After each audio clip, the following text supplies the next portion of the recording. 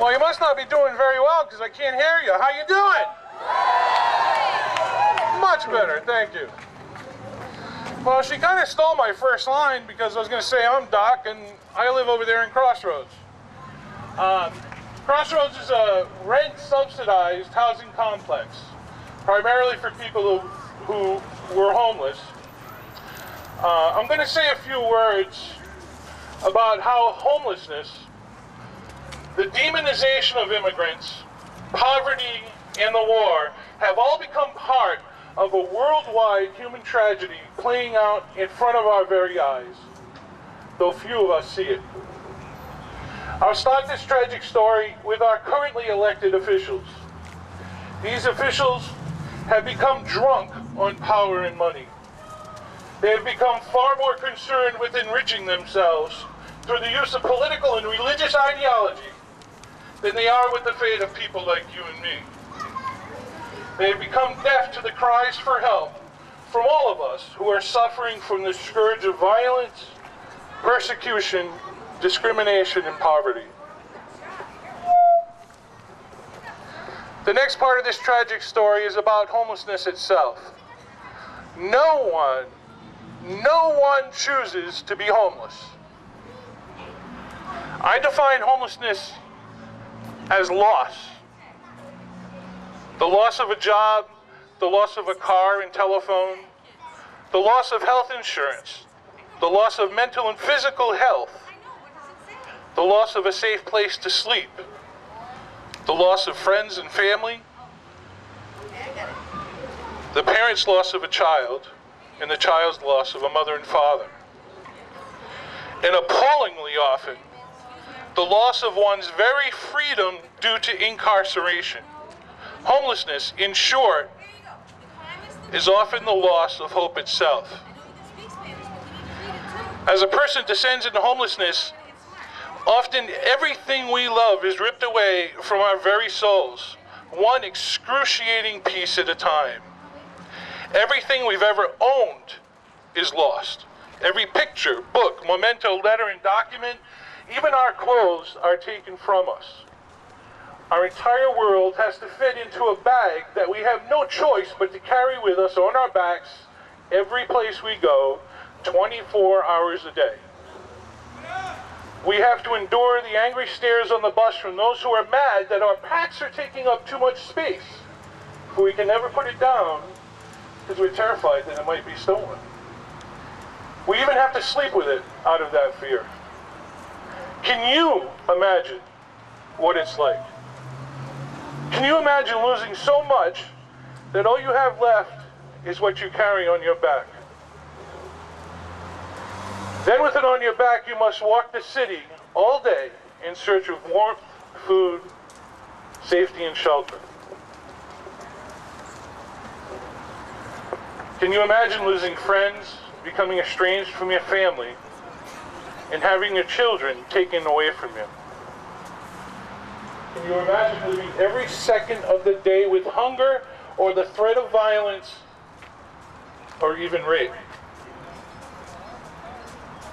So, what must it be like then for someone who is new to this country? Someone who knows no one, and may be struggling with the language. Someone whose only desire is to work hard and make a better life for themselves and their family. Now imagine what it's like when, despite their best efforts, fate makes them so penniless that they end up becoming a homeless immigrant. Can you even remotely imagine the abject despair of not being able to seek food at a soup kitchen, a bed at a shelter, or the police, no matter how violent you are?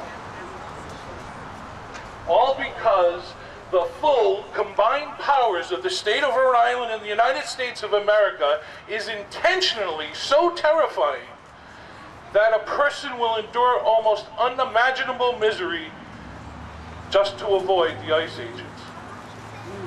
Can you imagine that? I was homeless for a year and a half, and such an experience is far beyond my comprehension.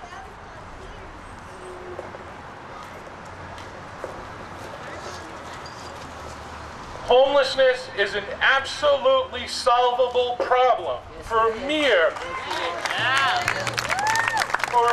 fraction of the cost of the wars. We can end hunger and homelessness in this country forever.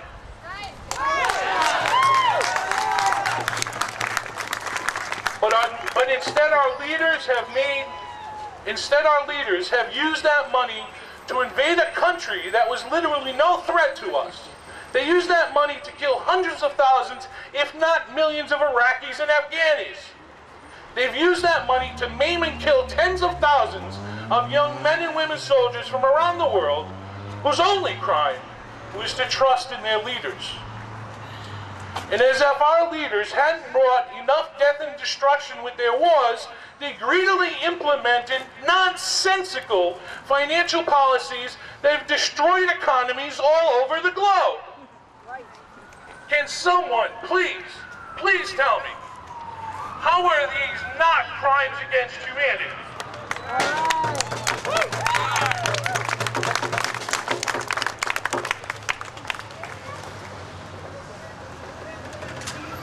Now, as this march progresses, you'll hear from others who understand the implications of this country's incoherent immigration policies and the implications of the war far better than I do. Unfortunately, I must end this tragic story by telling you about an issue that is so repulsive that I think it will give me nightmares for a very long time to come. I'm quite serious when I say you might want to cover your children's ears for a moment. Yesterday, I attended a meeting of the Rhode Island Coalition Against Human Trafficking. I thought it was going to be about coyotes smuggling people across the border or something. In fact, it was about the trafficking of human sex slaves.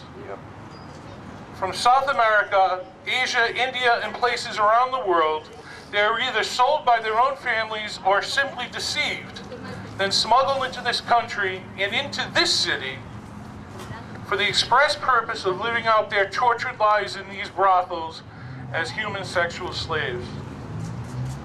People, this is happening under our noses right now, not more than a few blocks from where we stand. I'm talking about young women as well as children barely into their teens who are systematically and endlessly gang raped, then physically and emotionally tortured until they barely know their own names, much less able to run away, ask for help, or to testify against the brothel owners that hold them prisoner. And then they harvest their organs. It has been reported that each of these children must service up to 2 dozen Johns a day, every day, and that each conservatively earn their owners an estimated of $600,000 a year. How is this conceivably possible? Because in this state, it is legal to own and run brothels. As a result, this multi-billion-dollar international organized criminal conspiracy has nearly doubled the number of brothels in this state alone just in the last year.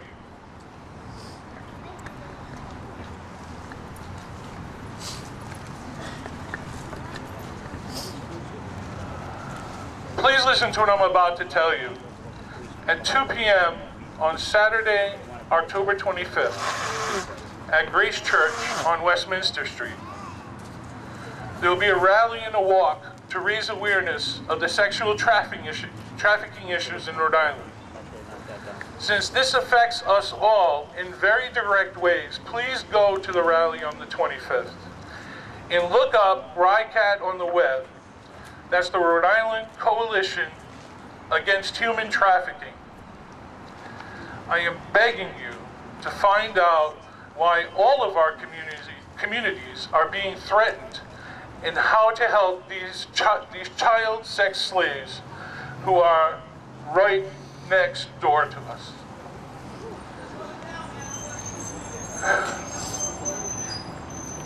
Ladies and gentlemen, let me finish by saying this.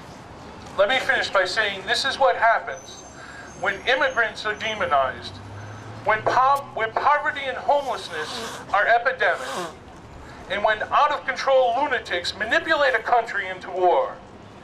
It is the homelessness and poverty caused by the effects of this global war that are the invisible pimps of prostitution and international sex trafficking.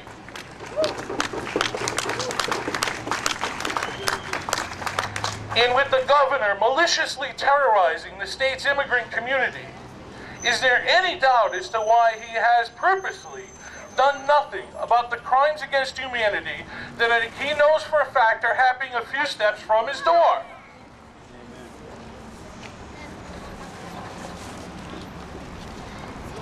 Ladies and gentlemen, I want you to grab your neighbor's hand.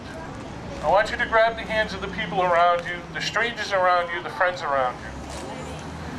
I want you to grab each other's hands because the reason that we are marching today, the reason that I want you to hold hands, and the reason that I am speaking to you right now is so these damn criminals in office will hear us when we say that we will not stay silent anymore. Together, hand in hand, we need to say no more. No more. Say it again. No more. Say it again. No more. What about destroying families with deportations? No more. What about demonizing our immigrant communities? No more. Taking away our civil liberties? No more. Taking away our free speech? No more. What about the wars? No more. Attacking Iran? No more. Child, sex, slavery? No more. Say it again. I can't hear you. No One last time. more. Thank you. May the divine spirit in which you